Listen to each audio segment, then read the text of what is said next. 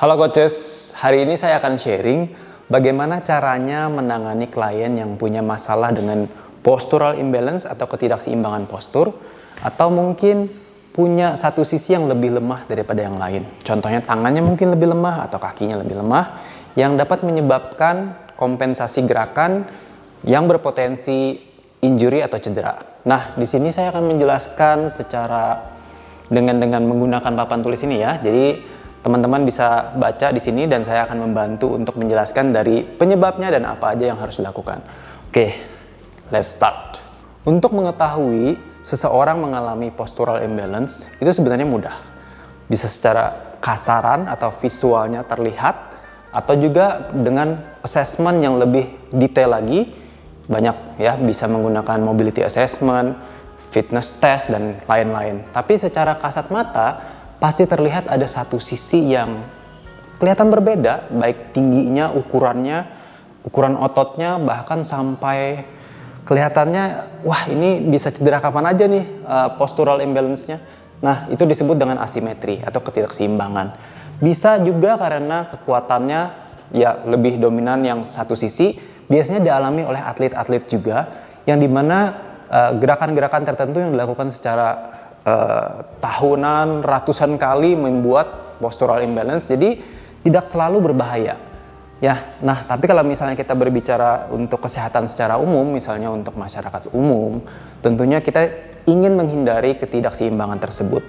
Nah, yang perlu kita ingat dulu sebelum saya bahas lebih dalam adalah strength imbalance belum tentu disertai dengan adanya postural imbalance. Misalnya saya hanya lemah di satu sisi saja, belum tentu postur saya punya masalah. Tapi orang yang punya bermasalah dengan postur ya, postural imbalance, itu biasanya memiliki masalah dengan strength imbalance juga. Tapi kembali lagi harus diassess. Makanya nanti kita akan bahas sebab-sebabnya. Nah, yang perlu dicatat juga adalah apakah ada kompensasi dalam melakukan suatu gerakan, rangkaian gerakan misalnya lagi squat, deadlift, atau hanya berjalan kaki, ada seperti kompensasi yang berpotensi cedera. Kalau ada, lakukanlah assessment. Nah, kemudian apakah ada rasa sakit atau potensi menyebabkan sakit? Karena bisa saja dengan ketidakseimbangan kekuatan maupun postur setelah beberapa waktu dapat menyebabkan masalah yang lebih besar. Oke? Nah, sekarang kita masuk ke sebab-sebabnya. Yang paling pertama adalah kebiasaan buruk. Contohnya seperti terlalu lama di depan laptop, atau mungkin pegang handphone dan kepalanya terlalu maju sehingga menyebabkan rounding back, atau seringkali menyilangkan kaki sehingga membuat tulang belakangnya miring ya, sehingga banyak sekali ya, bahkan kebiasaan-kebiasaan buruk seperti berdiri dengan bertumpu di satu sisi ya, atau misalnya sering membawa tas di satu sisi, itu juga bisa menyebabkan postural imbalance. Nah, setelah itu ini bisa sebab atau bisa juga jadi akibat. Nah, sebabnya bisa juga karena otot yang lemah, teman-teman. Contoh misalnya, kenapa seseorang bisa bertumpu ke satu sisi? Bisa saja karena otot bokongnya tidak kuat lagi karena terlalu lama berdiri, sehingga ada kompensasi yaitu bertumpu di satu sisi. Bisa juga di saat dia duduk, kemudian punggungnya lagi lemah atau lagi lelah, kemudian dia bersender ke satu sisi, itu juga bisa terjadi. Nah, kalau berhubungan dengan kebiasaan buruk, misalnya untuk teman-teman yang suka nyetir sendiri, itu biasanya kan lebih aktif yang mana? Mungkin sebelah kiri atau sebelah kanan. Jadi banyak banget penyebab-penyebab dari postural imbalance. Nah, ini akan Anda jumpai di banyak klien atau calon klien Anda nanti. Nah, yang ketiga adalah, dan yang menurut saya pribadi penting, adalah adanya musculoskeletal problems. Artinya mungkin ada masalah dengan ototnya, mungkin ada masalah dengan sendinya, bahkan sampai dengan anatomi tulangnya juga. Oleh karena itu, yang harus kita cek dan termasuk dalam mobility assessment adalah flexibility and mobility. Dua-duanya saya yakin teman-teman pelatih sudah paham ya, apa itu mobility, apa itu flexibility. Saya tidak panjang lebar. Intinya kalau misalnya sendinya ada limitasi atau keterbatasan, contohnya untuk orang-orang yang punya masalah dengan frozen shoulder, atau karena kurang banyak bergerak, banyakan duduk, kemudian ada kekakuan di bagian pinggulnya bisa juga. Dan itu disebabkan oleh flexibility atau mobility problems. Jadi akan berbentuk limitasi. Tapi nggak sekedar limitasi aja sebenarnya teman-teman. Hyper extended atau hypermobility pun, fleksibilitas yang terlalu berlebihan pun dapat menyebabkan postural imbalance. Nah, para pelatih kebugaran pasti paham ya, apa yang membuat suatu gerakan menjadi lebih stabil, yaitu kekuatan otot. Jadi kalau ototnya lemah, bisa jadi kompensasi terjadi. Kemudian yang kedua adalah cedera atau improper recovery atau pemulihan yang tidak proper, yang tidak sempurna.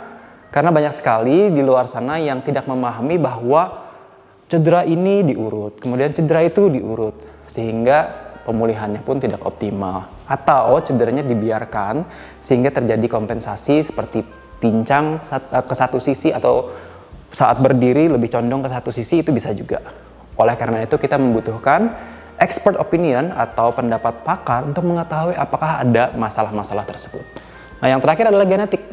Walaupun ini sebenarnya sangat kecil sekali ya chance atau kemungkinannya, tapi ini memang berpengaruh juga. Tapi kebanyakan orang yang sudah punya masalah genetik, misalnya seperti kiposis, lordosis maupun skoliosis, masalah dengan tulang belakang, itu juga diperparah oleh gaya hidupnya yang buruk.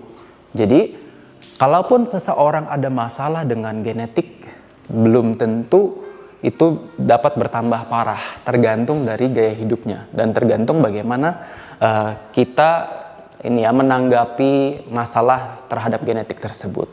Nah, kalau misalnya kita round up nih teman-teman, sebenarnya kuncinya adalah, kalau saya dari sudut pandang pelatih kebugaran, tentu yang akan kita address adalah mobility limitasi, kemudian otot-otot yang lemah. Karena banyak sekali di luar sana yang setelah mengenal latihan kekuatan, posturnya semakin bagus.